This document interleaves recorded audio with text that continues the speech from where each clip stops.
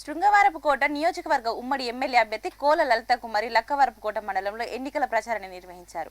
లింగంపేట, సంతపేట గ్రామాలలో ఇంటింటికి తిరుగుతూ ప్రజలకు టీడీపీ మేనిఫెస్టోను వివరించారు.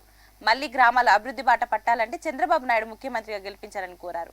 ఈ కార్యక్రమంలో ఎస్కోట మండలానికి చెందిన టీడీపీ, జనసేన, బీజేపీ నాయకులు పాల్గొన్నారు.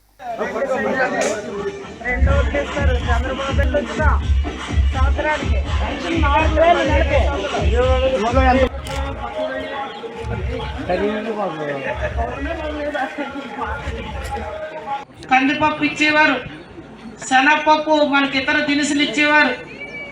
మన వ్యవసాయంలో సేంద్రియ వ్యవసాయాన్ని కూడా ప్రాధాన్యత ఇచ్చారు. జలశ్రీ బోర్లు ఇచ్చాం.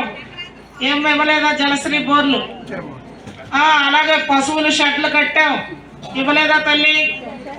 ఇలా చెప్పుకుంటూ వెళ్తే 123 పథకాలు ఆనాడు ఇచ్చాం.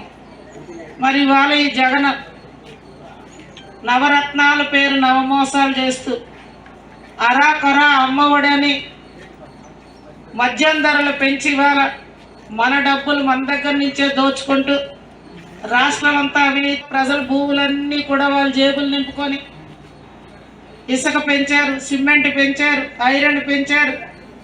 మనకి ఎక్కడా పనులు దొరకలేదు. ఇవాళ అన్ని వర్గాలు ఇవాళ ఇబ్బందులు పడుతున్నాం. ఆయన పెన్షన్ 3000 పెంచిస్తామన్నారు. తొలి సంతకం అని చెప్పి మాయ చేశారు మనల్ని. దప్పదప్పాలుగా ఎన్నికలు వస్తున్నాయని ఇప్పటికి 3000 చేశారు. అవునా కాదా?